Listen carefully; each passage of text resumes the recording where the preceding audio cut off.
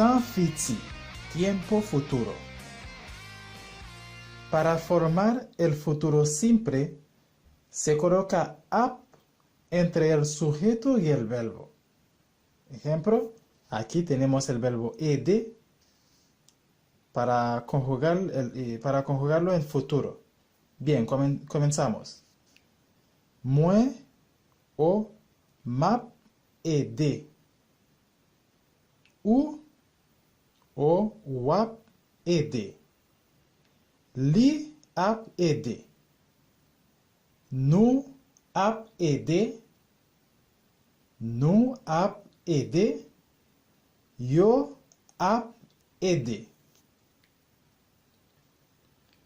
Para formar el futuro próximo, se coloca pral o prale entre el sujeto y el verbo. Ejemplo, mwen o mpral edeu.